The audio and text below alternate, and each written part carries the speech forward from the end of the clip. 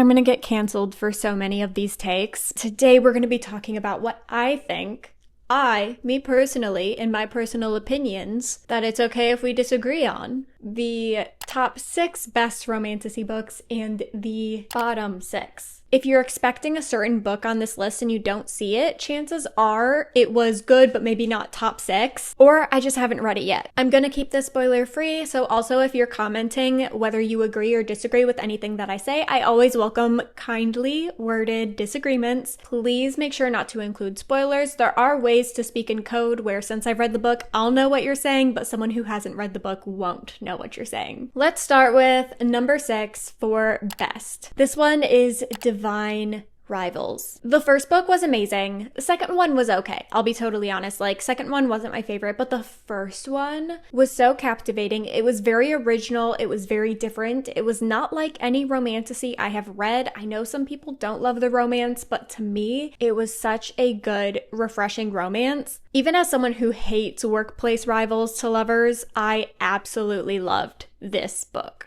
Number 5 for best romantasy series would be Powerless. I have not finished the series yet, but so far, by the time I'm releasing this, I will have finished Reckless. If you love an enemies to lovers in denial trope, this is for you. It definitely reads as more of a YA because of the writing style. It is the author's first book, but I will say that it still is very fun, and the bickering has you grinning and kicking your feet. It's just really, really enjoyable, and I think it's pretty fast-paced. I've actually heard a lot of people complain that it is slow for them. If you're picky about pacing on your books, I guess that is something to consider. I'm just gonna put the ones that I'm done with here. Number 4 for top romantasy books is Caraval. Now, the first book is more fantasy with a touch of romance, but the second one is fantasy and romance, so that is why I'm putting this trilogy under the romantasy category. Everything about this trilogy is so magical to me. This book series got me in love with Stephanie Garber, and clearly I have emotional ties to this book because I have highlighted and underlined and tabbed the life out of this book. Honestly, I don't think a month goes by that I don't contemplate dropping everything and rereading this entire series. Number 3, and well-deserved, is Belladonna by Adeline Grace. This is amazing if you want a super aesthetic fantasy romance. This, I will say, is not magic type fantasy. It's more mythology type. So think death and fate are real people. That's kind of the idea here. Not dark fantasy in the way that it's creepy and eerie, but I mean, maybe it is a little bit creepy and eerie, but not in the way that you would think. In all reality though, it is beautiful.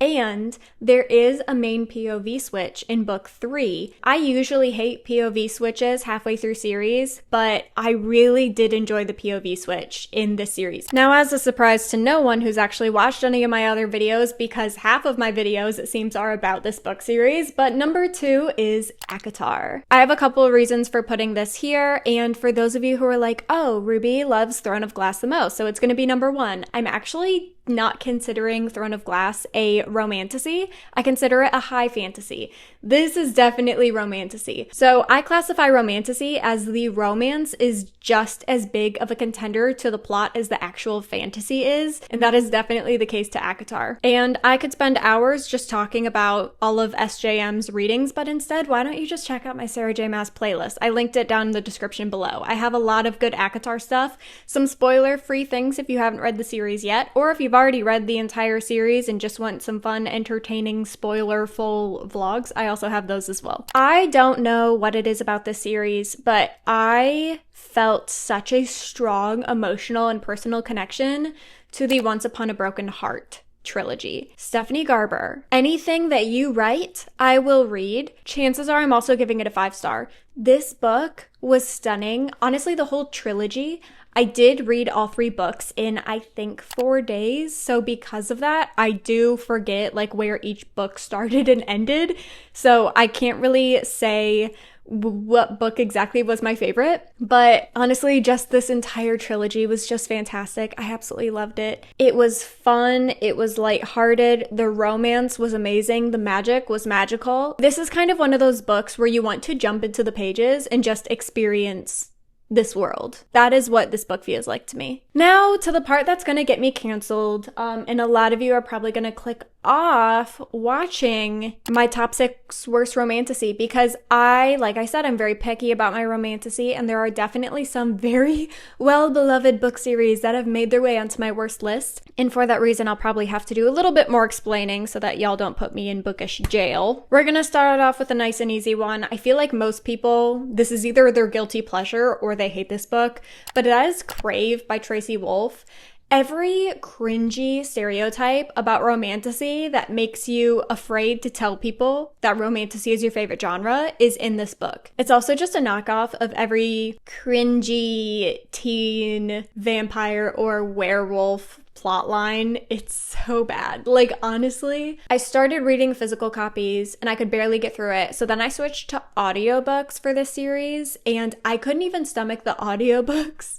Like, it was just so bad. Like, physically cringing, hairs on my arm rising. I could not handle it. So yeah, jail. Number 6. Now for number 5, I, for the life of me, cannot understand the Cruel Prince trilogy hype. I read all 3 books and I hated every single one of them. I was told that the book series got better and better and the 3rd book was the best, so I kept giving it a chance and I thought, like, surely we're gonna turn things around. I cannot believe, like, I wish I could get my time back from reading all 3 of those books. It put me in the worst reading slump of my life. My main reason is that I hated every single character and I could care less about every single character. A lot of people came at me in the comments saying like, well, that's the point. They're all morally gray and sometimes they're like the lesser of 2 evils and you find yourself rooting for the villain and that's just a good sign of writing. No. When someone tells me they love those books, I usually can step out of my personal opinions and be like, oh, I can see why you would like that book. I personally do not understand why anyone would like these books. Also, the fact that I think it's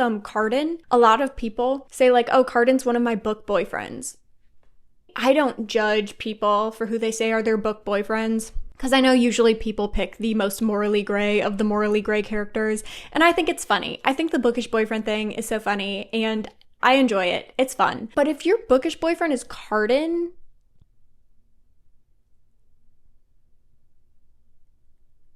I'm worried for you. I am. It's scary.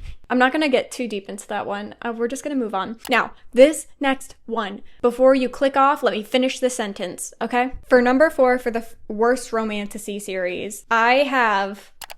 But, before you leave, this book is amazing. This book is phenomenal. I gave it 5 stars, okay? The reason why I'm saying that is because of the Iron Flame. Everything amazing and fantastic that I loved about Fourth Wing was absolutely demolished and ruined and corrupted in the Iron Flame. The romance in Fourth Wing, amazing. It sizzled out and died in the Iron Flame because of a miscommunication trope. Fourth Wing was so action-packed and fast-paced and fun, and then the Iron Flame, if we took out every single one of the main girl's internal monologues. I know he loves me, but does he like me like me? Oh my word. If we just took out every single one of those repetitive monologues, this book would be half the size. One of the most hysterically bad miscommunication tropes I have read in the longest time.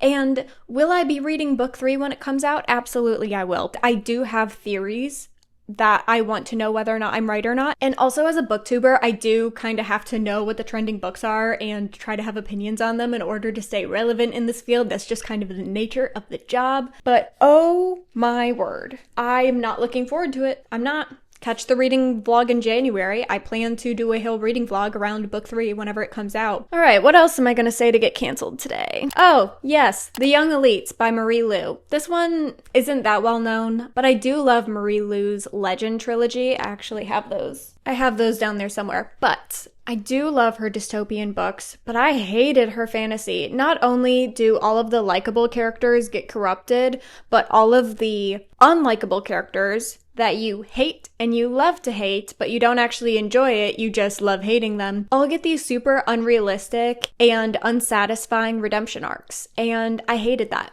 I really did. Like, it was a journey of which I hated every twist and turn. Ooh, now this is where I'm gonna make some people real mad. If I didn't make you mad already. I think it's just my goal to offend as many people as possible, I guess, this video. I I don't know why I'm filming this. I'm kind of scared. So Lightlark. This book was painful for me to get through. I only read book 1. I refused to read any further. First of all, if you have to falsely advertise your book to go viral on TikTok so that your book will be sold to a bunch of people, I mean, technically, yeah, that's like a smart hustle, but at the same time, like, people put money into that product based on false advertising, and you are not at all apologetic, and you did not issue any sort of apology, and I do have an issue with that. She knew what she was doing, and she never apologized for it. So that alone, I already kind of went into this book with a sour taste in my mouth. Now add the fact that this was basically heavily, extremely inspired by the Hunger Games, but it was missing all the elements of Hunger Games that actually made it good. And then on top of that, all the characters were so two-dimensional,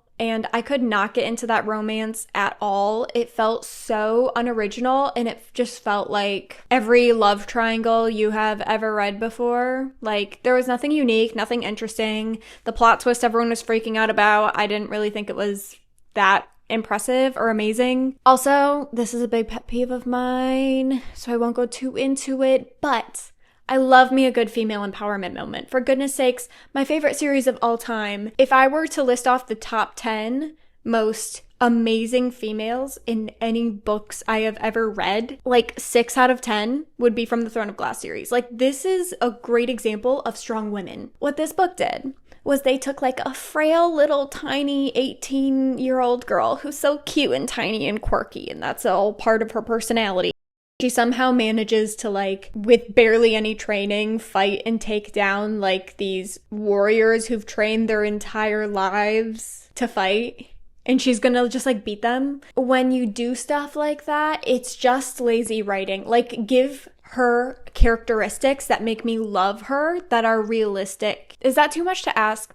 Is that just me? I feel like that's something that I see often. I don't love it. I really don't. It's just kind of like, okay, cool. Now the last one. And this book, I feel like, is becoming more and more known. This book brings up an issue that I think is not talked about enough. With the rise of BookTok, I feel like you're seeing a lot more people publishing books, which is great. I think the world needs more books. The only issue is that there are people who are not authors, do not know what they're doing, they don't get editors, and all they're doing is making knockoffs of other books and advertising them on BookTok, being inspired by another book, but really they're just like an insane knockoff of that book, and that is exactly what happened with A Dawn of Onyx by Kate Golden. She strongly advertised this book as inspired by ACOTAR. If you love ACOTAR, you'll love this book, and it's literally the most hysterically badly written knockoff of ACOTAR that I have ever read. Like, it was painful to get through. I hated every chapter, did not enjoy it for a second, and then also, like, the huge plot twist at the end, I just didn't care. I was just like, okay, so what? Like, moving on. Yeah, I definitely do not plan to continue that series, ever. Well, those are the best 6 and the worst 6 Romantasy books that I've ever personally read. I would love to hear your agreements or disagreements if you have any. You know, based off my taste, if we have similar tastes and you have some book recommendations for me, let me know. I will definitely be checking them out. In the meantime, why don't you check out my Bookmas playlist and get caught up if you are not already, or you can subscribe so you'll be notified for tomorrow's vlog when it goes up.